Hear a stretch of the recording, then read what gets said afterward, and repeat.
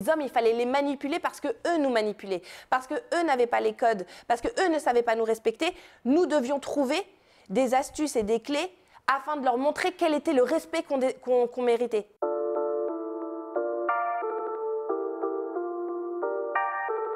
Mais de toute façon, tu sais que c'est confidentiel. Il faut que ça bouge dans la ville, il faut que ça bouge dans la ville. Donc bonjour Léa, merci d'être venue aujourd'hui dans le studio. Est-ce que tu peux te présenter? Oui, je m'appelle Léa Djadja, j'ai 34 maintenant, 34 ans. Je suis maquilleuse professionnelle de métier. J'ai aussi été animatrice sur une émission qui s'appelait Incroyable Transformation sur M6 pendant 4 ans. Je suis auteure maintenant d'un livre agenda de développement personnel. Que tu as amené là. Que j'ai amené ici, bien sûr, pour vous le présenter avec grand plaisir. Et entre autres, je suis maman et mariée. Voilà. Où est-ce que tu as grandi? J'ai grandi à Boulogne-Billancourt, dans le 92. Et c'était agréable. Tu as des frères et sœurs? Oui. J'ai du côté de mon papa, après une première séparation avec ma maman, un demi-frère et une demi-sœur qui sont jumeaux. Et c'est assez exceptionnel. Ils sont très mignons, ils ont aujourd'hui 20 ans. Je les ai vus grandir et évoluer et je suis super fière d'eux. Et la relation que vous avez ensemble elle est incroyable parce qu'elle n'avait pas si bien commencé puisque nos parents étaient tous les deux... Enfin, on a différents mères, donc on ne se voyait pas tout le temps. Mais on a évolué ensemble et à travers les expériences que j'ai pu vivre, je pense que ça les a assez inspirés parce qu'aujourd'hui, ma petite sœur est réalisatrice et elle fait des clips assez incroyables. D'ailleurs, elle a tourné le dernier clip de Black M qui s'appelle Dr Snitch, qui est un banger de fou parce qu'il est décalé et que je trouve que c'est génial qu'elle y mette autant d'inspiration. Et mon frère se dirige vers le management, il est passionné de musique et il a travaillé d'ailleurs avec mon mari pendant une année. En stage, et là, il commence à voler de ses propres ailes, et je suis super fière aussi. Et tes parents, ils étaient dans milieu aussi? Ouais, Qu'est-ce qu'ils faisaient? Mon père, il était réalisateur. C'était le réalisateur de Nulle part ailleurs. Donc, ça a été une grande année. Enfin, voilà, c'était les grandes années des années 90 pour lui, et c'était le grand réal de Canal+.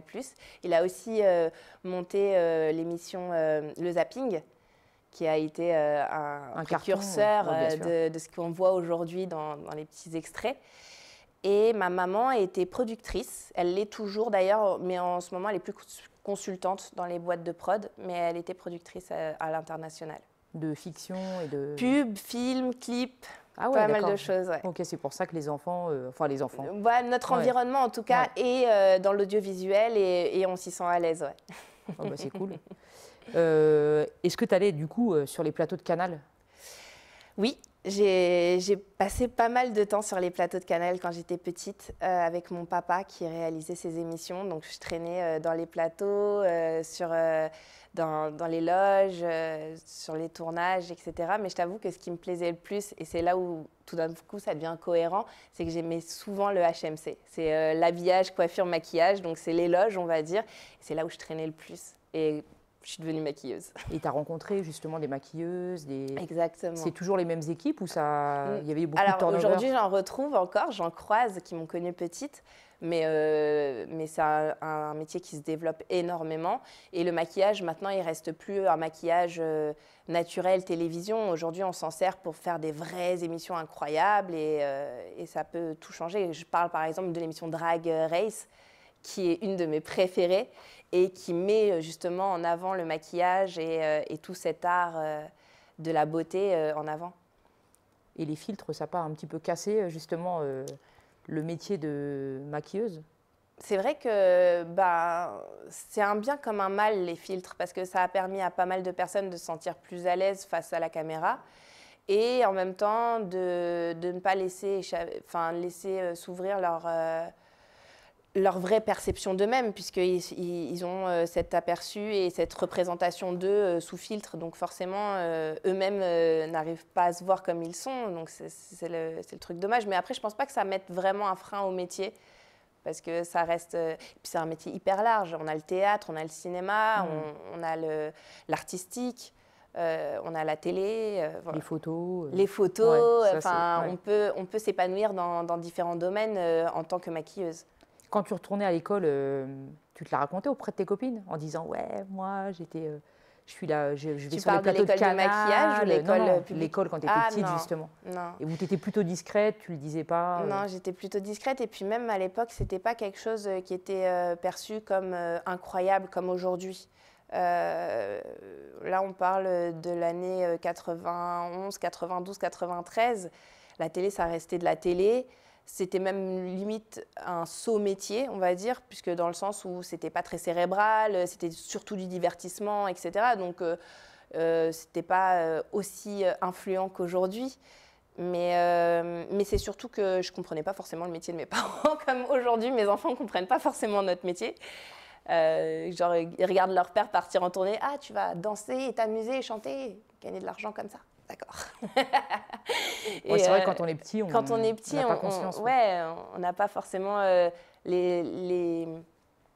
tous les intervenants du métier et on se dit que c'est facile alors que ça ne l'est pas forcément. Et voilà. Donc pour moi, mes parents, ils avaient un métier, mais je n'arrivais pas forcément à le verbaliser. Donc non, je ne me la pétais pas à l'école avec. Tu étais plutôt du genre coquette ou garçon manqué? Ah, très bonne question. J'étais très garçon manqué. Tu vois, et c'est toute la différence avec aujourd'hui, c'est que j'étais très garçon manqué.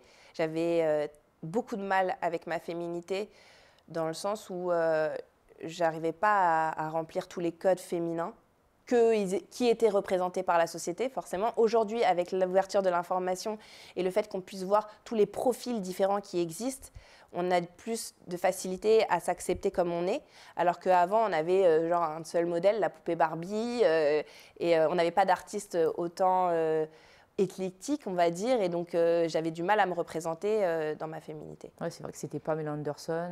C'était Voilà, un peu les trucs. Ouais, on avait Britney Spears, on avait les Spice Girls. Donc moi, j'étais très fan des Spice Girls parce qu'il y avait la Sporty. Et la Sporty, c'était une métisse. Donc j'arrivais un peu à me reconnaître. Mais après, ça restait très difficile de se représenter en tant que femme. Et en plus, toi, en tant que t'es métisse. Ouais, c'est ça, en tant que métisse. Ouais. Aujourd'hui, je peux te dire que mes inspirations, genre, et on me dit souvent c'est un peu ringard et tout, mais pas du tout. Pour moi, elles sont tellement représentantes de ce que je suis aussi, dans l'empathie et dans tout ce qui est la femme d'aujourd'hui. C'est un mélange de Faustine et Karine Le Marchand, tu vois. Faustine pour son empathie et sa prise de parole et la facilité qu'elle a à sociabiliser avec n'importe qui.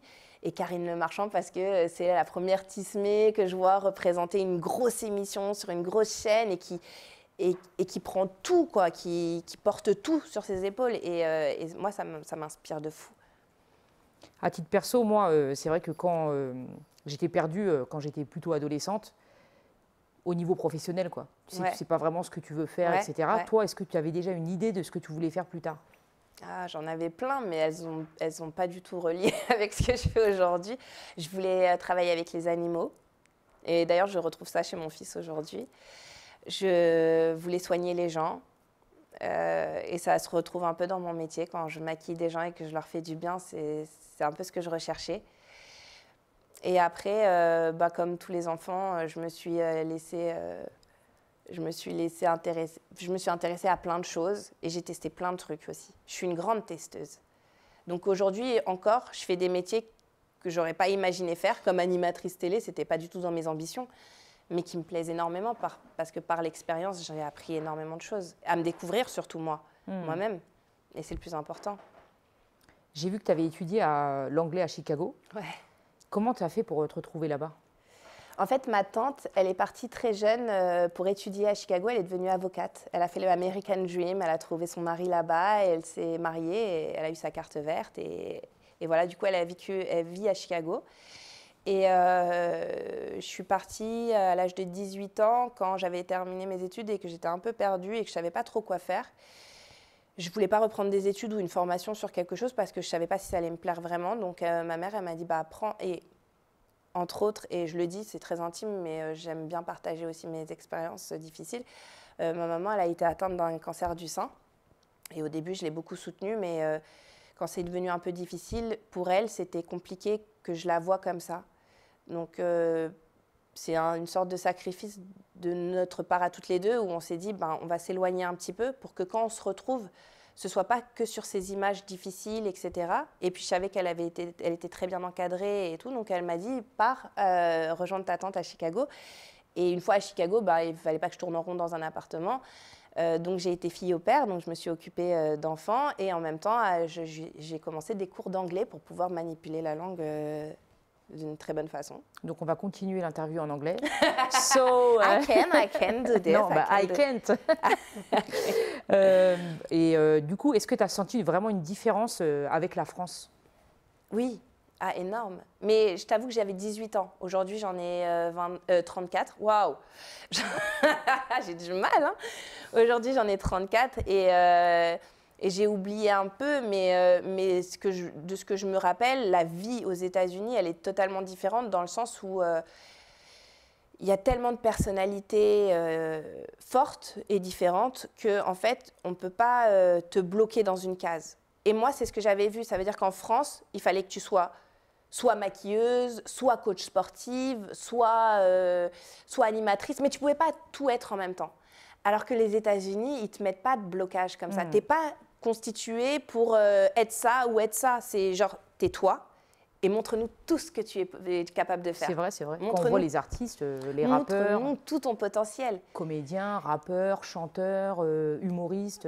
Et ils font tout. Ouais. Et puis il y a personne en France. En France, quand tu dis alors tu fais quoi dans la vie? Si je te dis je suis coach sportive, puis je suis animatrice télé, et puis en même temps je suis maquilleuse, et puis j'aime bien garder les enfants, les gens ils vont me dire elle est perdue la meuf, elle sait pas ce qu'elle veut, elle sait pas où elle est. Alors qu'aux États-Unis, ils vont juste te dire wow, that's amazing, I love it, et, tu vois. Et donc en fait, et alors après, les Français, ils disent que c'est très hypocrite de leur part aux Américains d'être toujours dans le fantastique, etc. Moi, je trouve que c'est une manière de te donner un moteur et te pousser à aller loin et aller au bout de tes envies. Parce que les Français, on n'aime pas le succès. On est en mode, genre, quand tu réussis un truc, on trouve toujours le problème à la solution. Et c'est ça la différence que j'ai vue. Moi, je parlais avec un producteur, Pierre-Ange Le Pogam, à qui je dis bonjour, si jamais il regarde ça. Mais il disait la même chose. Il disait, en fait, aux États-Unis, on t'apprend à prendre la parole pendant les repas de famille. Et en fait, tu as toute la famille qui t'applaudit, qui est fière de toi. Et en France, on a cette retenue, on a peur, en fait. Mais comment tu vas faire? Mais là, ça va être difficile pour toi. Mais t'es sûre? On a peur, voilà, c'est ça, on a peur d'être jugé. Des doutes. Même à l'école. À l'école, en fait, on te pousse aux États-Unis. Bon, c'est ce qu'il m'a dit. Hein. Moi, j'ai jamais vécu vécu là-bas. La scolarité américaine. C'est ça, on te pousse à faire des discours de fin d'année, etc. Ici, tu as ton bac, tu vas regarder c'est tu vas sur la porte d'entrée. À la limite d'un petit bravo, quoi. C'est ça. Donc, ou tu pourrais en faire plus. Hein, Donc, il y a une vraie différence. Et c'est vrai qu'il y a plus ce côté encouragement aux États-Unis. Même s'il paraît un peu hypocrite, en tout cas, moi, il me donne toute l'énergie pour pouvoir continuer, plus que tous les doutes qu'on me mettrait dans la tête à me dire il a raison, peut-être que ça va être compliqué. Ou, voilà. Exactement. Donc, c'est ça ma diff. Mais quelque part, tu as réussi à décupler justement tout ton potentiel, tes compétences. Grâce à ça, j'ai réussi à comprendre que j'étais faite de toutes ces skills, de toutes ces connaissances, et que je pouvais en faire quelque chose, et que ce n'est pas parce que je n'ai pas choisi ça. Par exemple, quand je te disais coach sportif, j'ai essayé de passer le diplôme. Bon, je me suis foirée à la dernière minute sur un vieux truc. Je suis très frustrée. J'en parlerai pas parce que je suis très frustrée. Mais bon, il faut en parler. Pourquoi tu as foiré? En fait, quand tu passes des diplômes pour partir dans l'école de prof de sport, tu passes d'abord un test de capacité. Et j'avais fait tous mes poids, donc tu dois soulever 70 kilos en levée de terre, tu dois faire une danse, etc. J'avais toutes mes steps, j'avais tout fait. Et le dernier contrôle, c'était la mort subite. Je ne sais pas si tu connais, tu as 2 lignes et tu dois courir entre les deux, comme ça, du plus vite possible, en 6 minutes. Et à la fin, tu termines sur quelques secondes pour pouvoir terminer les 2 lignes. J'ai fait mes 6 minutes, j'ai terminé à la dernière ligne et mon pied, il dépassait sur la ligne. Et en fait, ton pied doit être totalement à l'extérieur de la ligne. Et donc, pour cette petite faute où mon pied touchait la ligne, j'ai pas passé mes examens. Ils sont pas gentils. J'ai trouvé ça très frustrant, mais en même temps, on est tellement à vouloir le passer que c'est normal. Je pense, avec le temps, je suis très résiliente. Avec le temps, je me suis dit que, oui, en fait, on est énormément à passer, donc la moindre erreur doit être prise en compte, parce que sinon, ça serait trop facile. Pourquoi est-ce que tu n'es pas restée là-bas, aux États-Unis? Parce que j'ai dû rentrer pour retrouver ma maman et que j'avais pas fini mon parcours en France, je pense. Comment se passe le retour? J'avais fait déjà quelques voyages. Je suis partie 1 an et j'avais déjà fait quelques vacances en retournant en France. Donc, ça ne m'a pas fait un gros choc de culture. Mais ça a l'air moins grand, la France, en fait. Je me sentais plus cosy. Tu vois ce que je veux dire? Je ne vais pas terminer la France non plus par rapport aux États-Unis. Mais je me sentais plus cosy dans le sens où Paris, c'est petit, puis c'est là où j'ai grandi, je reconnaissais plus facilement, etc. Les États-Unis, ça paraît immense, et Chicago encore plus, parce que c'est une ville d'écoliers, comment tu dis, d'universitaires, ouais, d'étudiants. C'est une ville d'étudiants, et donc du coup, tout le monde est occupé. C'est un petit Paris, mais en plus grand, et puis c'est les États-Unis, donc tu as l'impression d'avoir toutes les opportunités à tes mains, mais en même temps, tu as l'impression que c'est un grand chemin pour y arriver, alors qu'en France, ça me paraissait plus accessible. Donc du coup, tu n'as jamais eu envie de retourner là-bas et de t'y installer? Pas forcément. Ça serait pas les États-Unis si je devais quitter mon pays. Ce serait quoi? Je me dirigerais peut-être... Alors, j'aime beaucoup Ibiza. C'est un pays c'est une ville qui m'a plu parce qu'elle m'a apporté beaucoup d'apaisement dans le cœur. Je ne saurais pas comment te le dire, c'est un peu spirituel, mais c'est une ville qui m'a beaucoup apporté. Et le Maroc aussi, Marrakech, pour moi, c'est juste un pur bonheur d'y être, entre les odeurs, le bon goût des lieux, la nourriture, les gens, la sympathie des gens et tout, ça m'avait vraiment plu et je me verrais vraiment vivre là-bas. Et pour terminer, j'ai un 3e choix où ce serait l'Afrique. Alors, je ne pourrais pas dire exactement où encore, même si je suis plus attirée par la Côte d'Ivoire qui a été très accueillante. Et d'ailleurs, ma communauté est pleine d'Ivoiriens. Donc, je sais qu'on a quelque chose en commun, on partage pas mal de choses ensemble. Voilà, c'est les pays vers lesquels je me dirigerai dans l'idée, dans l'ambition de me terminer ma vie quelque part. Mais tu es de quelle origine, toi? Waouh! Moi, c'est pardonnez-moi l'expression, un gangbang. c'est très mélangé. Ma mère, elle est égyptienne, russe, polonaise.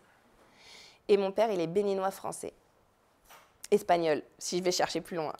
Donc, mes parents sont déjà métis. Donc, moi, je suis carteron.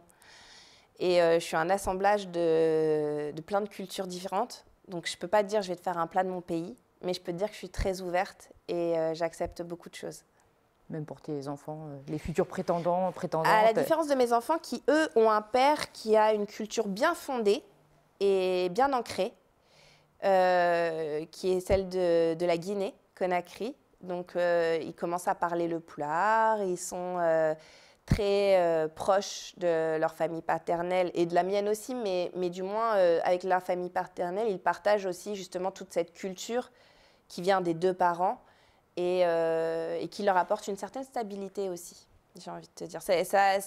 Mon mari et moi, on se dit que notre assemblage, il permet un certain équilibre, mais dans tout, dans nos caractères, dans nos spiritualités et dans aussi notre culture. Parce que vous êtes posés tous les deux, mine de rien. Moi, je suis hyperactive, c'est pathologique. Donc, je l'assume, hein, mais ça fait partie de mon TDAH, de mes troubles d'hyperactivité et du trouble de l'attention. Donc, je peux très vite partir dans le ciel et plus être là. Mais j'y travaille et tout ça. Et mon mari, au contraire, lui, est très calme. Ah d'accord. Très moi, posé. Je te trouve très calme. Mais parce que les circonstances le veulent, mais il suffit que tu me chauffes un petit peu, ça part en live. Donc non, je suis très hyperactive et donc du coup, lui, il me calme et donc ça nous permet d'avoir un certain équilibre. C'est comme mon mari et moi alors. Ah ouais? Je rigole. Donc on entend souvent les gens se plaindre d'avoir eu une vie difficile, ce qui n'est pas ton cas. Et d'ailleurs, tu t'en es jamais caché. J'ai eu mes expériences pas faciles, mais comme j'ai su les traverser et me réparer, surtout, de ça, j'ai pas forcément envie de revenir dessus. C'est pas des expériences qui m'ont... Elles m'ont apporté, elles m'ont fait grandir, mais je pense pas que ce soit quelque chose que je peux partager et qui apportera à d'autres. Tu comprends ce que je veux dire? D'où, ou à contrario de quand je fais des expériences où je me dis « Ah, j'ai été voir cette dame qui m'a... ouvert l'esprit, qui m'a aidé, machin, je vous donne le contact, allez-y. Je pense que c'est productif. c'est constructif aussi pour eux. Alors que racontez-moi mes déboires, ce qui s'est passé, etc. Et ça m'a aidé à me construire, mais en même temps, vous, ça ne vous apportera pas de clé. Je ne vois pas l'intérêt. À part de la curiosité mal placée. Quand je regarde ton parcours, justement, j'ai l'impression que tu prends toujours le chemin le plus long. Tu vois, tu ne choisis pas la facilité.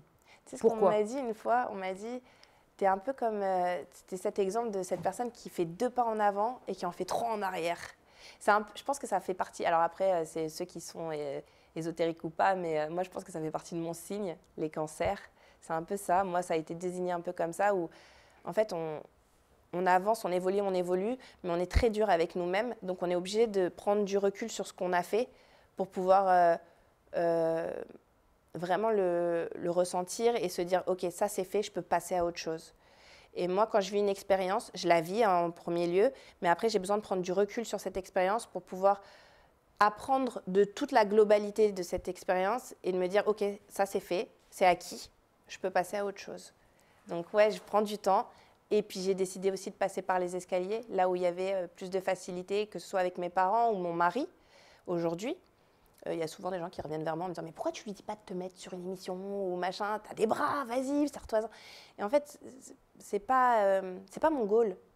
Moi, mon but, c'est de m'épanouir et de faire les choses avec les gens dans une même atmosphère, d'avoir le même but. Et je ne sais pas trop où ça me mènera, mais en tout cas, c'est plus, comme tu dis, il y a une expression qui dit c'est pas la chute, l'important c'est le voyage. Genre, tu vois ce que je veux dire? Et pour moi, c'est ça, c'est la traversée de ma vie qui est importante et non pas l'aboutissement ou la fin. C'est vrai, on oublie souvent ça. On veut tout le temps savoir où on va atterrir. Voilà, tu vois, par n'importe quel moyen, etc. Ouais. Tu vois, alors que... Non, moi, les ressources, elles sont hyper importantes. Et chaque ressource, pour moi, elle m'apporte quelque chose qui va me permettre de m'explorer un peu plus. Alors que si c'est trop facile, ben, je ne vais pas aller chercher en moi ce que je veux, tu vois.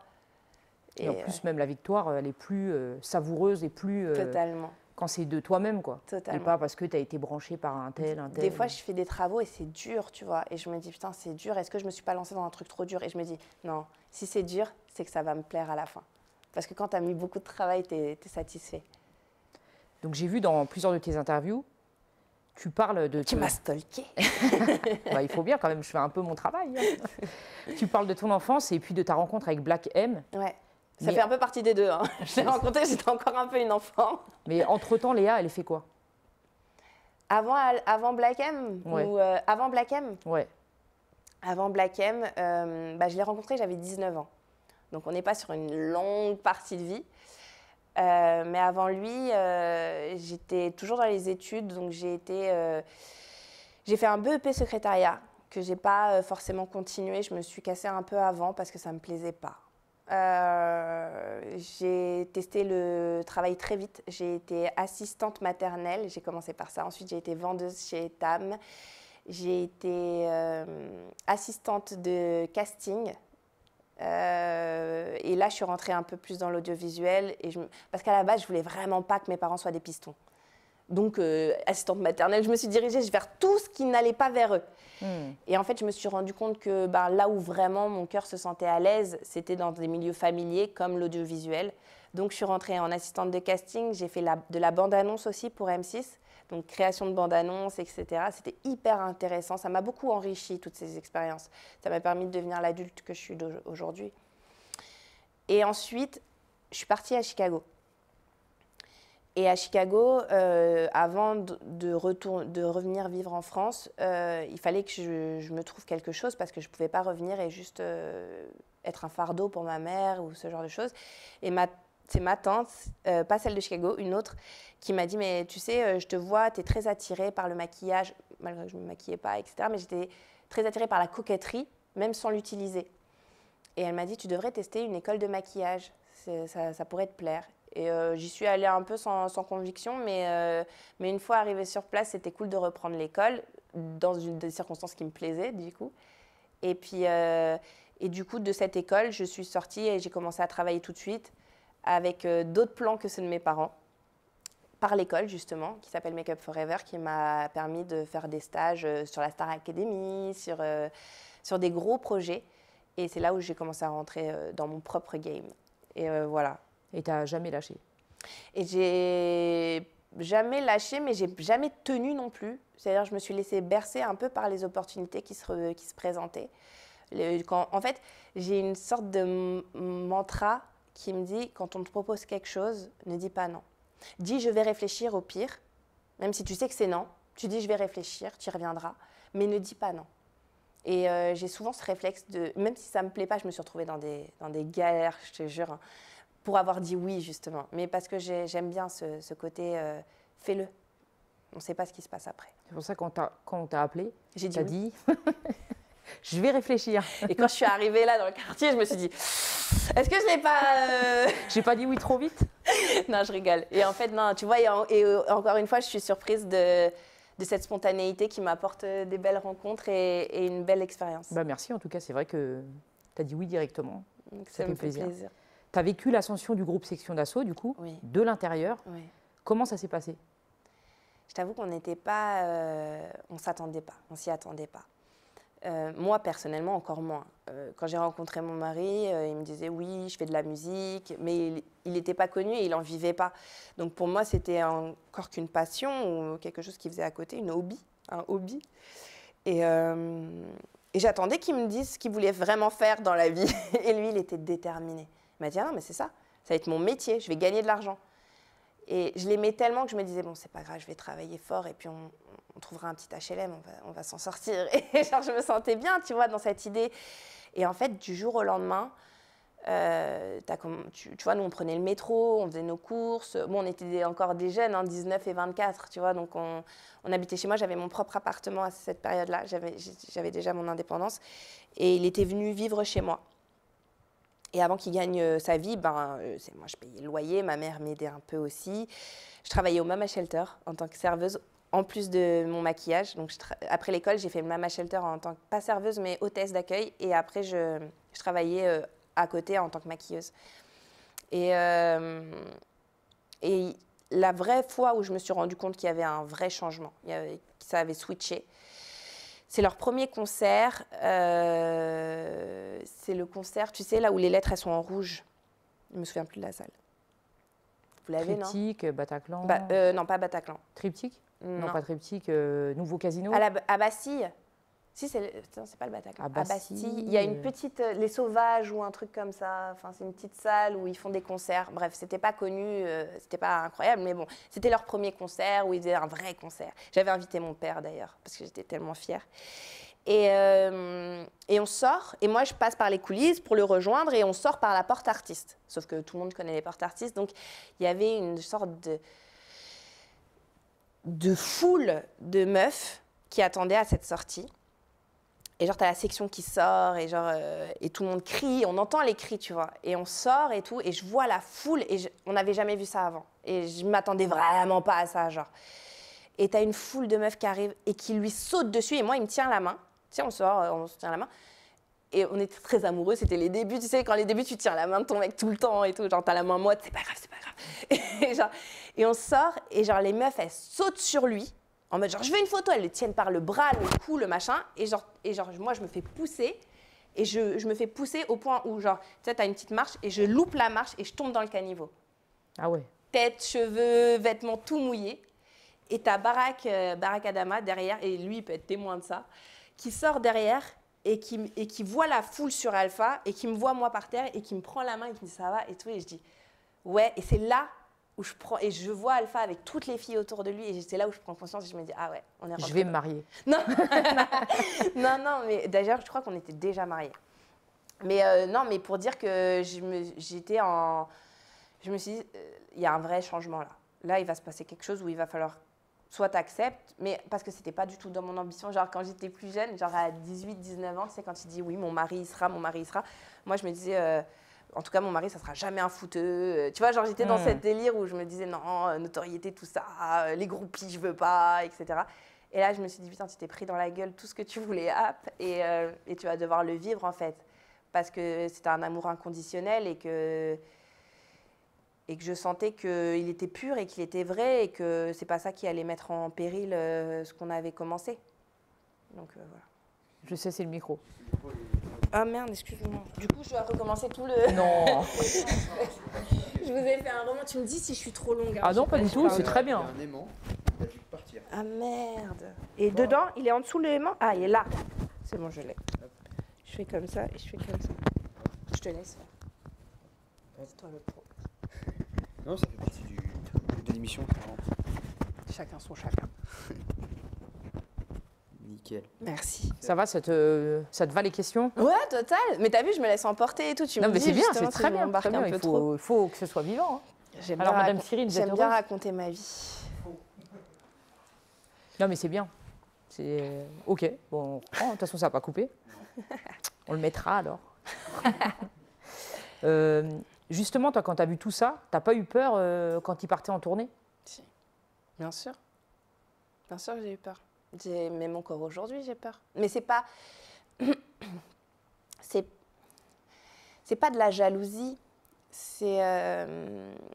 Et d'ailleurs, ça fait partie de mon travail. Et d'ailleurs, c'est ce livre qui m'a beaucoup aidée à vivre les choses de façon plus simple.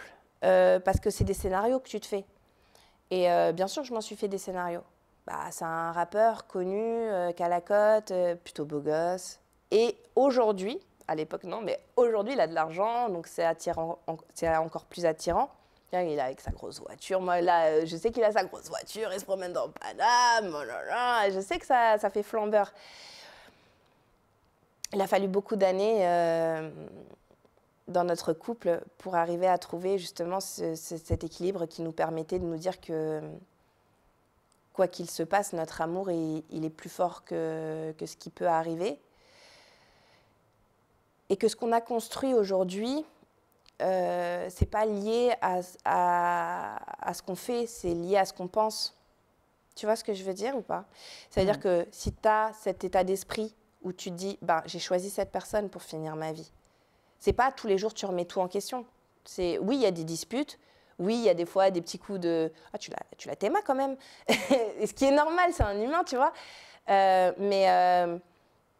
Mais aujourd'hui, avec toutes les expériences qu'on a pu vivre et toute la construction qu'on a faite de cette famille, on sait ce qu'on veut, on sait où on va. Et on n'est plus dans la pensée spontanée, on est sur une pensée sur long terme. Après, c'est la maturité aussi. Aussi. Et les enfants. Et les enfants. Mais pour répondre à ta question, oui, bien sûr, au début, j'ai vrillé. Genre, j'ai eu peur, j'ai stressé. Mais ça m'a permis de m'apprendre. Parce qu'il fallait que je... Parce que déjà, quand tu sens des faiblesses par rapport à ça, ça veut dire que quand tu te mets en couple et que tout d'un coup, tu t'auto-juges. Ouais, mais est-ce qu'il va pas trouver mieux que moi? Est-ce que je suis assez pour lui? Et tout ça, c'est des trucs qui te mettent toi en doute et en défaut. Donc finalement, ça veut dire que toi, tu n'es pas dans l'analyse juste de ce que tu es. Parce qu'en fait, si tu n'es pas assez pour lui, bah, c'est juste que tu n'es pas assez pour lui, mais tu es assez pour ce que tu es toi. Tu seras assez pour quelqu'un d'autre peut-être. Et moi, j'en suis arrivée à cette philosophie-là. Dans le sens où, avant, je me posais beaucoup de questions en me disant j'ai peur qu'il me quitte, j'ai peur qu'il trouve quelqu'un, j'ai peur qu'il me trompe, j'ai peur que... Et en fait, à force d'avoir peur, j'ai été chercher des clés en moi. J'ai été chercher Je me suis autodisciplinée à prendre confiance en moi, à m'aimer assez pour me dire que s'il est près de moi, ça m'apporte un plus, mais que de toute façon, en tant qu'individu, bah, je suis entière et je m'apporte ce dont j'ai besoin. Voilà. Et tout ça, c'est dans le livre. Qu'il faut acheter. Qu'il faut acheter. Du coup, est-ce que ce succès soudain t'a éloigné de certaines personnes? Non, pas forcément, je t'avoue. Souvent, on dit ça. Moi, j'en vois beaucoup de quotes comme ça qui passent en disant oui, les gens qui étaient là au début, qui sont plus là après, c'est parce qu'ils sont jaloux, je sais pas quoi. Et non, j'ai une base, c'est ma famille déjà. Et ça bougera pas. Et ensuite, j'ai 5 amis que je me suis faites à l'école, qui sont comme les doigts de ma main, que j'ai rencontrés quand j'avais 14-15 ans. Aujourd'hui, on en a 34, entre 32 et 34. Et on s'aime toujours autant, on se soutient toujours autant. On s'est chacune relevée, on s'est chacune ramassée à la petite cuillère. On a vécu des choses différentes, mais ensemble. Que ce soit les enfants, que ce soit le travail, que ce soit des succès, des ratés, tout. Et en fait, les gens qui viennent aujourd'hui dans ma vie sont des plus, un peu comme ce que je te disais tout à l'heure. Mais ma base reste ma base et elles n'ont pas changé d'un iota, même que ce soit avec la notoriété, l'argent ou on grandit quoi, chacune. Et je leur souhaite. Elles ne sont pas dans le même milieu que toi? Elles sont pas du tout. Alors il y en a une qui se rapproche un petit peu aujourd'hui maintenant que je suis créatrice de contenu et j'ai une amie qui est directrice artistique, donc on parle la même langue professionnellement. Sinon les autres pas du tout.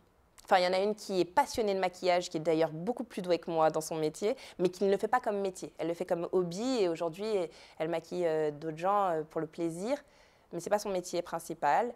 Enfin, on a toutes des points communs. Hein. Si on est amis, forcément, il y a des trucs qui se rattachent, mais on est assez différentes. On est assez différentes. Et du coup, vous vous êtes rencontrées au collège? Au BEP secrétariat. Non, BEP secrétariat dans le 15e arrondissement. Et d'ailleurs, cette école, ce BEP secrétariat que j'ai passé, c'était l'école de Alpha 1 an avant mon arrivée. En fait, il est parti quand c'était sa dernière année. Moi, c'était ma première année. On s'est croisés comme ça dans la même scolarité, mais on ne s'est pas vus. Mais on a des potes en commun, du coup, avec qui on a fait nos études. Donc, il y a eu genre 4 ans non-stop de concerts, d'albums, etc., avec ton mari et son groupe. Ouais. Et est-ce que tu as dû mettre ta vie entre parenthèses pendant ce moment-là? Ouais. Je ne sais pas si tu te rappelles de l'Apogée, l'album L'Apogée. Cet album, c'est l'album où mon fils est né. Et mon fils, il est né à 6 mois de grossesse, donc très prématuré. Et ça a été un coup un peu difficile pour nous deux. Alpha dans son rôle de papa et moi dans mon nouveau rôle de mère aussi, dans nos nouveaux rôles de parents. Déjà, on était très jeunes, j'avais 22 ans, Alpha 26. Et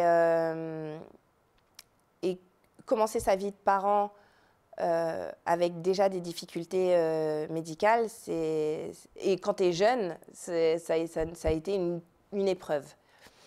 Pourquoi je dis ça? Parce que c'était justement à l'époque de l'Apogée, et l'Apogée, ça a été une des concrétisations de la section d'assaut avec un album incroyable de A à Z.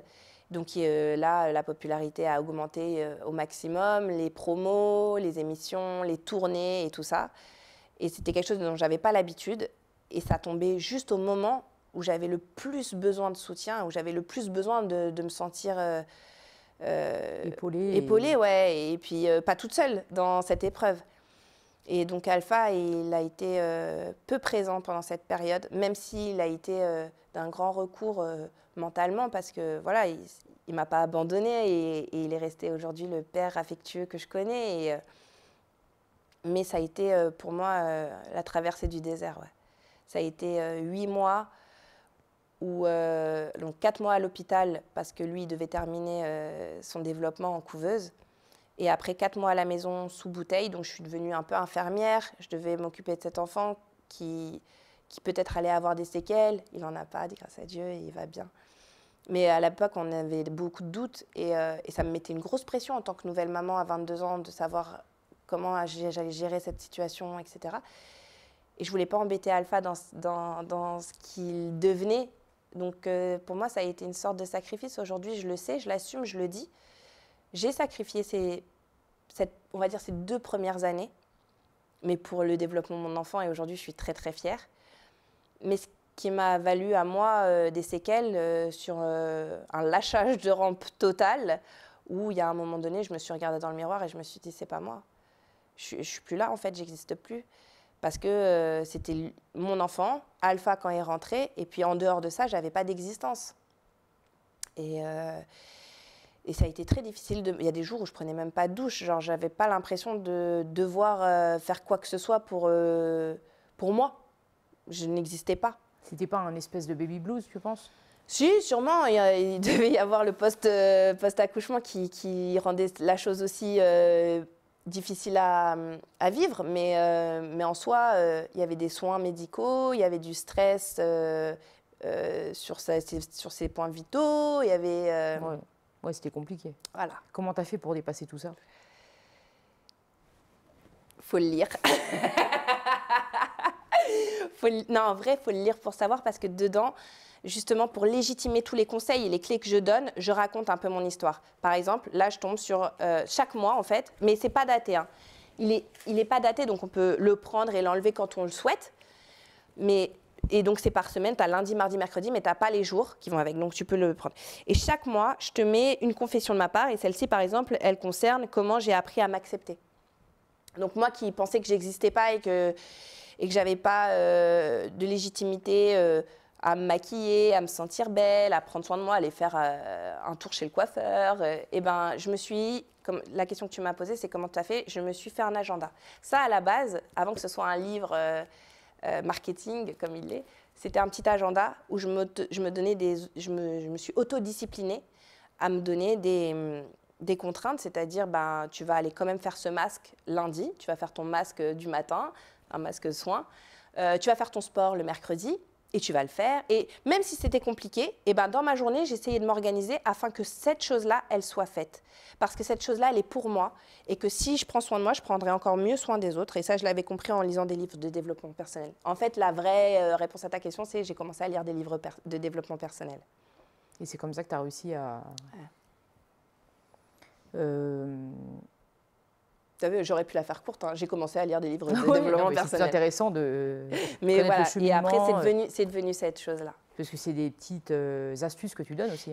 Alors, c'est un livre agenda almanach qui permet d'avoir tous les jours un conseil ou un défi qui te permet de penser à toi dans ton quotidien où tu penses souvent aux autres et tu t'oublies. Quand on te voit, on se dit que tu as tout pour toi. D'où venait ce manque de confiance en toi ? Tu vois, quand tu le dis, je trouve pas ça résonne pas chez moi quand tu me dis t'as tout pour toi. Je fais tout pour me sentir au max de mes capacités. Je fais tout pour être la meilleure version de ce que je peux être à 34 ans, comme j'ai été la meilleure version de ce que je pouvais être à 28, 26, 25. Mais fondamentalement, si je ne fais pas ces choses-là, si ce matin je ne m'étais pas habillée, coiffée, maquillée, mis les chaussures que j'aime trop, voilà, si je n'avais pas fait toutes ces choses-là, je me sentirais loque, je me sentirais merde, je me sentirais pas accomplie, tu vois, genre c'est très facile en fait, et c'est pour ça que je mise beaucoup sur un truc qui paraît souvent pour les autres superficiel, que ce soit le maquillage, les vêtements, etc. Mais pour moi qui a une très grande importance parce qu'elle me permet de m'ouvrir et de me sentir au maximum de ce que je peux être et du coup de ne pas être concentrée sur « ouais mais regarde là elle doit me juger, là elle doit se dire que… » Parce que c'est ce que je pense et forcément ce qu'on pense c'est un effet miroir sur les autres, c'est pas forcément ce que tu penses. Mais moi je vais me dire que tu te dis ça parce que c'est ce que je pense. Là je sais que je suis maquillée, je sais que j'ai une belle coiffure, je sais que j'ai mis ma dernière tenue. Tu vois ce que je veux dire? C'est-à-dire que même si tu penses que ça me va pas, que c'est pas joli, que machin, moi je sais que j'ai été au bout de ce que j'avais envie de faire. Donc, je me sens totalement accomplie. Donc, je peux être concentrée sur ce que je fais là, te parler en interview. Et ne pas être dans mes pensées toxiques à me dire ah bah non, mais là, je suis sûre qu'elle se dit que je suis pas très fut-fut. Tu vois ce que je veux dire? Ouais, tu te donnes. Je m'en fous de ce que les autres pensent puisque je sais que je me suis donné les moyens d'être ce que je voulais être. Voilà. Donc, tu fais le max, ouais. Et c'est comme ça que j'en arrive à ce que tu penses que j'ai tout pour moi. Mais ce n'est pas le cas. Mais c'est toi qui le penses parce que j'ai tout donné et tu es un effet miroir de ce que je suis. Donc moi, ce que je pense, c'est que j'ai tout pour moi maintenant. Parce que j'ai tout pour moi, j'ai le maquillage, j'ai la coiffure, j'ai les vêtements. Tu vois? Et donc ça t'a rendu cet effet miroir. Mais ce n'est pas du tout ce que je pense. Non, mais après, tu es jolie, tu vois, ton mari, il est connu, vous avez de l'argent. Tu vois, c'est un ensemble de choses. Je suis jolie parce que j'ai mis un maquillage et que j'ai fait ma coiffure. Je te jure, viens me voir à 6h du matin quand je me réveille et que ma fille… et que ma fille, je te jure, et que ma fille, elle me dit… maman, elle fait caca dans la couche, et que je suis là, je la regarde et j'ai cette tête-là, je te jure que tu me diras pas que je suis jolie. C'est pas, en fait, c'est une manière de se ressentir. C'est comme il y a beaucoup de gens, avec beaucoup d'humilité, qui viennent me voir et qui me disent oh, qu'est-ce que t'es belle et machin. Tu sais, c'est quoi ma réponse? Il y en a, alors au début, je disais même pas merci, je disais oh, toi aussi, toi aussi, toi aussi. C'était ma réponse phare. Après, j'ai évolué en disant merci. Parce que je sais qu'un merci, c'est reconnaissant et que la personne, elle le prend précisément pour elle.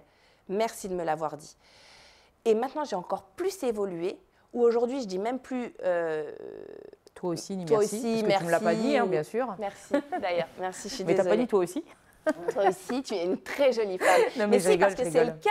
Et c'est là où je vais venir. Et ça, là, ça va te toucher parce que ça, c'est le cas. Et tu vois que je te souris et qu'avec toi, on est d'accord, il se passe un truc. Depuis qu'on a commencé à parler, tu n'es pas dans une énergie mauvaise. On sent que c'est fluide. Tu vois, je sens que tu es une c'est bonne vrai, personne, je ressens que tu sens que je suis bienveillante et que j'ai pas de vices, etc. Tout à fait. Et c'est ce que je réponds aux gens quand ils viennent me dire « T'es belle, ouais, t'es incroyable ». Je dis « Vous savez pourquoi vous me trouvez jolie? C'est parce que ça vient du cœur, pas parce que ce que vous voyez sur le visage.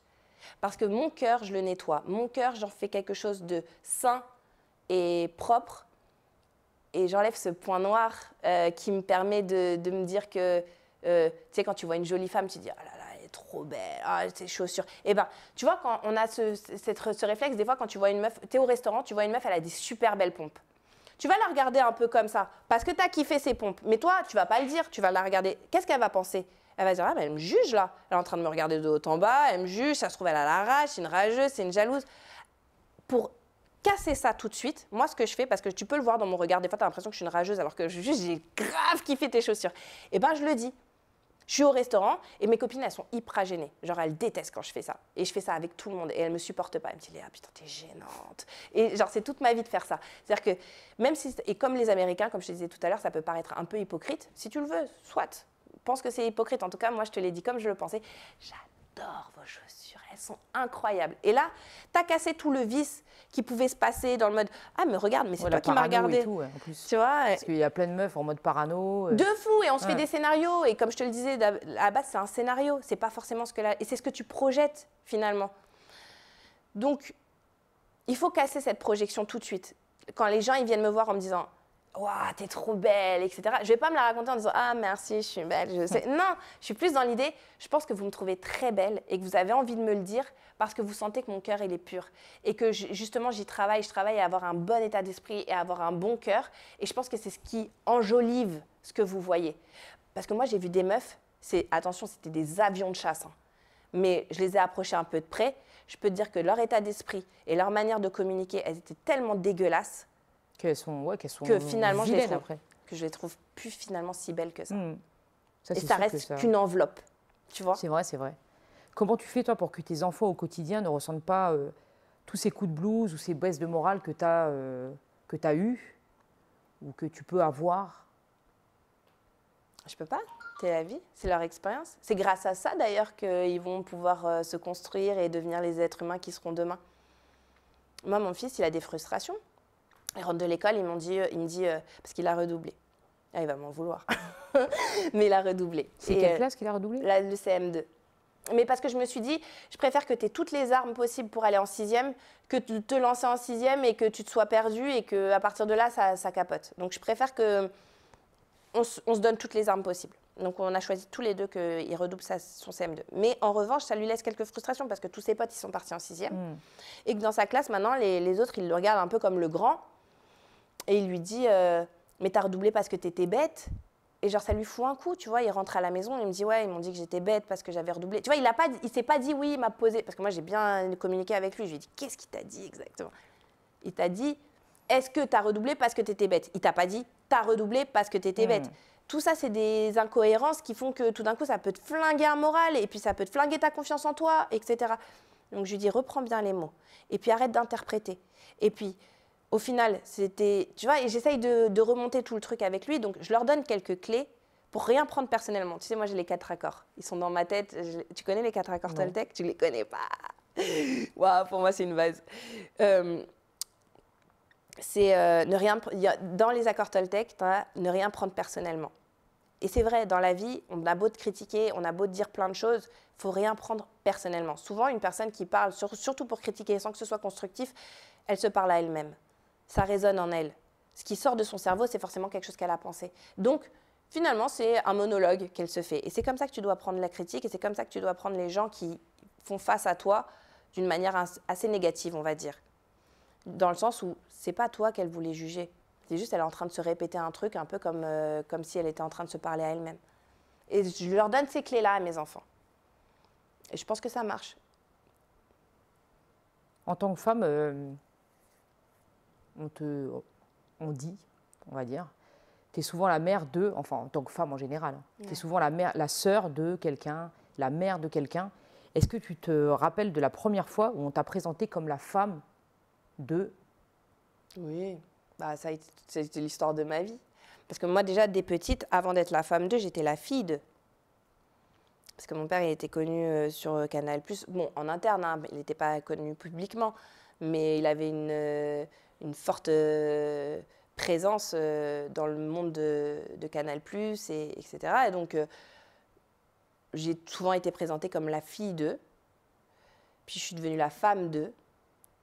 Et je pense que c'est... alors, pour répondre à ta question, la première fois, c'est quand on s'est présenté ensemble à un travail et que ça, c'est sa femme. Souvent, et puis même encore aujourd'hui, hein, quand on nous présente, voilà Black M, sa femme, c'est pas mon prénom. Moi, c'est Léa Djadja. Ou sinon, tu sais, quand on se promène, il y a souvent des gens qui viennent me voir en me disant « Je peux lui demander une photo, vous pensez ?» Je dis c'est un individu à part entière, je suis un individu à part entière. Si vous voulez une photo de ma part, avec grand plaisir, je vous ouvre les bras. En revanche, si vous voulez une photo avec lui, il va falloir lui demander à lui, parce que c'est son image, c'est pas la mienne. Tu vois, c'est un peu ce dédoigt, tu vois. Et la fois où j'ai pu justement prendre mon indépendance, c'est quand j'ai commencé l'émission Incroyable Transformation, qui a été pour moi un tremplin pour commencer et débuter une carrière avec le nom Léa Djadja. Et lui, après, c'est devenu le mari de... C'est ça, hein? C'est vrai, quelquefois. C'est pas souvent, mais c'est quelquefois. Il en est très fier d'ailleurs. Bizarrement, il y a un moment dans ton parcours où on sent que tu t'affirmes beaucoup plus. Ça a été un déclic conscient ou inconscient? Inconscient, parce que dis-moi, c'était quand? Parce que je l'ai pas. Justement, quand tu as eu le... Incroyable Transformation, ouais. Non, c'était inconscient totalement. Même là, encore aujourd'hui, j'ai beaucoup de mal avec le fait d'avoir une image publique. Tu sais, il y a des gens, ils me regardent longuement et je me dis, pourquoi ils me regardent? Tu vois? Et après, je refais le scénario, je me dis, peut-être ils m'ont vu sur M6 ou peut-être, tu vois. Mais je n'ai pas le réflexe de me dire que je suis connue. Mais j'ai pris plus de caractère. Ça m'a permis de m'indépendantiser, de ça on dit, d'être plus indépendante, quoi, parce que du coup, j'avais une émission qui portait mon nom et puis je me représentais en tant que moi, Léa Djadja, et non pas la femme d'eux. Et donc, je me suis rendu compte que j'avais un impact aussi, qui était positif, en plus, donc génial, et qui restait. Ça veut dire que ce n'est pas un effet de mode, tu vois. Ça veut dire que tout ce que je disais, ça avait du sens, et puis c'était cohérent, parce que je me remets souvent en question, intellectuellement beaucoup. Et voilà. Et donc, ça m'a permis aujourd'hui d'affirmer un peu plus mes choix. Parce que mon mari, au début, m'a toujours soutenue, mais je ne sais pas comment le dire sans qu'on forme ça à quelque chose de patriarcal, mais ça a un petit côté patriarcal dans le sens où t'es ma femme et j'ai pas envie que tu sois exposée. C'est tous les hommes, hein, de toute façon. Voilà, je pense que je suis pas la seule. Mais pourtant, on a un peu honte encore en tant que femme de le dire, tu vois. Parce qu'on veut pas que son homme représente ce côté patriarcal, alors que je sais même pas si c'est patriarcal ou si c'est naturel chez l'homme, si c'est inconscient, tu vois, c'est un peu dans leur... Excusez-nous, hein, messieurs, on fait comme si vous n'étiez pas là. Non, mais c'est vrai, c'est protecteur, c'est un peu comme un papa avec sa fille. Enfin, je ne sais pas si c'est le bon mot, mais c'est un truc. Je l'aurais pas paternalisé, quoi. Mais ouais, c'est ça. Ça veut dire qu'il avait ce côté protecteur et qu'il avait pas forcément envie que tout le monde puisse avoir accès à une intimité dont lui, il avait totalement les droits. D'après lui. Et donc, du coup, ça a été un peu un combat avec moi-même parce que je me suis dit, tu sais, les garçons, ils vont pas te le dire, non, tu le fais pas. Mais d'une façon un peu manipulatrice, pas vicieuse, mais manipulatrice, ils vont te faire comprendre, c'est mieux si tu restes à la maison. Et j'ai dû me battre pas avec lui, mais avec moi-même, dans ma position et dans mes envies et dans mes choix. Et est-ce que je fais cette émission? Ouais, je vais le faire. Est-ce que je vais à cette soirée? Alors que tu as 2 enfants qui t'attendent à la maison et un mari qui lui, ne se voit pas comme... Un homme au foyer. Ouais, non, au contraire. Si, totalement, il se voit totalement comme un homme au foyer, mais justement, comme je ne sais pas le contraire de casanier. Mais tu vois, lui, il est casanier. Donc, quand toi, t'es plutôt attiré par justement la société, bouger, vivre des trucs, etc., et que ton mari, il est plutôt casanier, et que tes enfants, ils sont encore en bas âge, tu as une forme de culpabilité à le faire. Et donc, mais c'était pas contre la société parce qu'il y avait personne qui me jugeait sur ça. C'était moi-même, je me jugeais. Et donc, du coup, je me suis réaffirmée avec moi-même encore une fois pour me dire, Léa, tu es capable de le faire et il n'y aura pas de conséquences. Tu sais, les conséquences, il va me quitter, mes enfants vont me détester. Tu vois tout de suite des grandes conséquences. Je l'ai fait une fois Je suis rentrée à la maison, ils étaient super contents de me voir. Moi, j'étais encore plus heureuse de les voir. J'étais pas frustrée, j'étais contente, j'étais épanouie. Donc, c'est encore meilleur. Et mon mari s'en est rendu compte. Et du coup, maintenant, il me laisse faire mes choix. Parce qu'il a confiance dans mes choix. Mais c'est vrai que ce côté-là de culpabilité, en fait, c'est souvent les femmes qui l'ont. Les hommes, ils font... Moi, j'ai jamais vu un mec qui se sentir coupable d'être à une place plutôt qu'à la maison ou à un endroit plutôt qu'un autre. Surtout sous la forme de « je travaille ». Maintenant, je la connais, le « je travaille ». Moi aussi, je vais à un event, je travaille. Ouais, c'est ça. Alors, pourquoi le nom de Djadja? C'est quoi? Ah, c'est mon nom de famille. Ah, c'est ton nom de famille? C'est mon nom de famille. Djadja. Mon père s'appelle Godwin Djadja, réalisateur de Canal+. Ouais. C'est marrant, hein, ouais, je ne le savais pas. Et ce nom-là, d'ailleurs, il est connu aujourd'hui publiquement par Aya Nakamura, mais à l'époque, Godwin Djadja, comme je te le dis, chez Canal, c'était quelqu'un. D'ailleurs, il faut savoir que le titre d'Aya est une dédicace à ton père. Mais arrête, t'es chiante, t'en récupé. Hein. C'est bien, j'étais jusqu'au bout et tout, j'étais dedans. J'ai vu le regard, genre, ah ouais, dis-moi. Non, mais on me fait souvent référence. Ah, t'es la fille de Godwin Djadja, non? Et voilà, tu vois, donc comme quoi... Non, je suis très fière de mon nom de famille, Djadja. Tu fais un métier où tu te trouves souvent au contact d'hommes. Ouais. Est-ce qu'on t'a déjà fait des remarques déplacées? Non. Alors, peut-être que si, j'ai envie de te dire. Mais peut-être que je ne m'en suis pas rendu compte. Parce que inconsciemment, j'ai grandi dans les années 80-90. Donc pour moi, il y avait... Et puis surtout dans ces années nulle part ailleurs, où tu vois, on faisait des blagues hyper trash, hyper touchy. Mais ça en valait la peine à l'époque parce qu'on s'en foutait, on pouvait rire de tout. Aujourd'hui, tout est un peu touchy. Donc forcément, tu vas être dans des transports et puis il y a un mec à côté, il va... sans le faire exprès, tu sais, il va se bloquer contre toi ou sa main va toucher ta cuisse. Tu vas le regarder, il va dire « excuse-moi, c'était pas... » Tu vois ce que je veux dire? Ils sont tous sur des œufs, etc. Alors que j'ai compris, bonhomme, que c'était pas, c'était pas vicieux. J'ai compris que c'était pas malsain. Mais donc peut-être que je m'en suis pas autant effrayée quand ça est arrivé. Ou du moins peut-être que j'ai pas reçu un truc assez fort pour que ça puisse me traumatiser. Mais forcément, oui, sûrement, j'ai dû rencontrer du patriarcat et de la sexualisation de la femme et de machin. Et tous ces mots aujourd'hui qu'on arrive à verbaliser et qu'on arrive à montrer et à dénoncer. Et c'est génial parce que je me rends compte aujourd'hui, il y a des trucs où même moi, je pouvais faire des blagues hyper sexistes. Entre guillemets, ouais. Et grâce à l'information que je reçois grâce au réseau, je sais mieux formuler mon discours.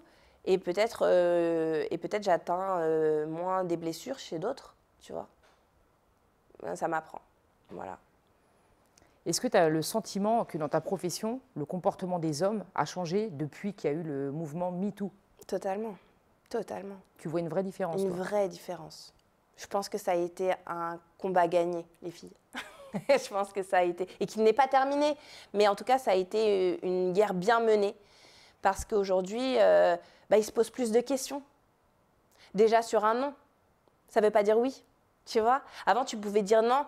Mais ce qui est aussi d'une certaine logique de se dire elle veut se faire prier un petit peu. Et on ne va pas se mentir, on a déjà eu des relations où on s'est dit on ne va pas lui dire oui tout de suite. Mais on aimerait lui dire oui, mais on ne va pas lui dire oui tout de suite. Il y a tous ces codes qui sont remis en question finalement parce que les codes de la drague, après je dis ça, moi ça fait 14 ans que je suis mariée, ça fait très très longtemps que je ne me suis pas fait draguer donc je ne sais pas trop. Mais je pense que tous ces codes sont remis en question. Si je me base sur les expériences de mes copines célibataires, aujourd'hui j'ai une copine qui me dit mais je ne vais pas l'appeler maintenant, genre ça va faire meuf trop attachée. Je lui dis mais lâche les stratégies, tu le ressens avec ton cœur, lui il le ressent avec son cœur, allez-y. Lâche la stratégie, il n'y a plus de stratégie. La stratégie, c'était pour avant, quand justement les hommes, il fallait les manipuler parce qu'eux nous manipulaient, parce qu'eux n'avaient pas les codes, parce qu'eux ne savaient pas nous respecter. Nous devions trouver des astuces et des clés afin de leur montrer quel était le respect qu'on méritait. Tu vois? Aujourd'hui, on n'a plus ça. Aujourd'hui, le respect, il est écrit sur son écran tous les jours. Donc si le mec, il n'a pas compris après avoir vu tous les posts qui sont passés sur le sujet, c'est que c'est vraiment un red flag. Et donc, du coup, n'y va pas. Parce qu'aujourd'hui, tu n'as plus rien à leur apprendre. Normalement, ils sont éduqués pour, et au moins, ils peuvent même s'auto-éduquer. Toi, tu penses qu'ils sont éduqués pour? Moi, en tout cas, ce que je fais avec mon fils, je sais que sa femme, elle aura elle ne pourra pas me reprocher de ne pas lui avoir inculqué les premières valeurs, c'est-à-dire le respect, l'honnêteté la responsabilité. Tu achètes un appartement avec quelqu'un, tu es autant responsable de sa propreté que la personne avec qui tu vis. Il n'y a pas des tâches pour un tel ou un tel. Par exemple, et puis nous on le montre aussi, il y a le dire et le montrer. Par exemple, avec mon mari, on a des règles qui sont logiques et on n'a pas besoin de les mettre en avant. Ça veut dire que si j'ai fait à manger, bah, c'est lui qui va débarrasser. Tu vois ce que je veux dire? Quel bonheur, j'aimerais tant vivre ça. Non, mais parce que logiquement, ça rend. Parce qu'au début, il était un peu dans ce jeu de c'est la femme qui s'occupe de ces histoires-là, et puis moi, je vais m'occuper de ces. Mais aujourd'hui, les hommes, on leur demande plus d'aller se battre à la. Enfin, si, dans certains. Enfin, malheureusement, si. On leur demande d'aller se battre, mais c'est plus comme les rois, comme au temps des chevaliers, où ils partaient pendant des lustres et nous, à la maison, on devait tenir notre maison, etc. Aujourd'hui, gars, tu fais un 9-17 comme moi, tous les deux, on est fatigués, on a fait le même travail, donc je vais faire à manger, tu vas débarrasser, ou tu as fait le dodo de Sina hier, bah moi, je vais faire son dodo ce soir. Tu vois ce que je veux dire, le côté, tu connais le côté? Non. Oh, t'as une petite quand même, tu connais pas le côté? Vous n'avez pas de côté, vous? Tu sais que quand tu la couches et tu dois rester à côté en attendant qu'elle s'endorme. Non. Ah bah bravo, félicitations. Moi j'ai le côté. Moi je prends directement dans mon lit, c'est pour ça. Ah, t'as d'autres techniques. Non, mais t'as d'autres techniques. Nous on s'est instauré le côté. Et donc du coup pour qu'elle s'endorme, il faut rester une quinzaine de minutes à côté d'elle. Et ben quand je fais un soir, il fait le lendemain. Et ça montre et prouve à nos enfants qu'en fait dans un couple, on a tous les deux des responsabilités et que il n'y en a pas une qui est faite pour la femme et une qui est faite pour l'homme. C'est un échange et c'est une association, quoi. C'est l'égalité. On est partenaires, c'est l'égalité. Et les valeurs que je donne à mes enfants aujourd'hui, c'est l'égalité des sexes et aussi la prise de responsabilité. Avec ça, ils en feront ce qu'ils veulent plus tard. Mais quand je te dis éduquer nos fils aujourd'hui, c'est de le faire maintenant, tu vois. Et c'est par notre éducation et par ce qu'on informe aujourd'hui grâce au réseau et grâce au mouvement MeToo et grâce au mouvement de chaque féministe qui prend la parole. Il en pense quoi, ton mari, de tout ce mouvement féministe, MeToo Je t'avoue qu'il ne l'avait pas au début, mais comme moi, tu vois, en plus on a grandi ensemble, donc je peux te dire, je l'ai vu évoluer. Et la maturité, il ne réfléchit pas aujourd'hui à 39 ans comme il en réfléchissait à 24. Et puis il a une fille maintenant. Tu vois, ça lui importe un peu plus que ce que les femmes peuvent subir ou vivre. Parce qu'il sait que sa fille, elle va traverser certaines choses. Donc, il a besoin de s'informer, il a besoin de savoir. À l'époque, ça passait à travers la tête. Quand une fille disait « oui, mais là, il ne m'a pas respecté, machin, etc. » Ou je me rappelle quand on était plus jeunes, moi, j'avais des copines, elles venaient à la maison, il y en avait une, elle me disait « ouais, il m'a trompé, salaud, et tout. » Et lui, il rigolait. « Oh, mais vous ne connaissez pas les mecs encore. Tu vois? Mais maintenant, 39 ans, si moi je sais aujourd'hui qu'une amie, elle vient à la maison, elle dit elle s'est fait tromper, il va avoir le mort, il va se sentir mal, il va essayer de la réconforter et puis il va surtout lui dire d'aller dire à ce mec d'aller se faire foutre. Tu vois, il a une différence. Et puis il pense à sa fille. Et il pense à sa fille. Oui, c'est ça. Et je pense qu'il a de la maturité aussi. Si tu avais un conseil à donner à la Léa de tes 16-17 ans, tu lui dirais quoi? Je me suis jamais posé la question, c'est horrible, attends, il faut que je prenne un peu de distance.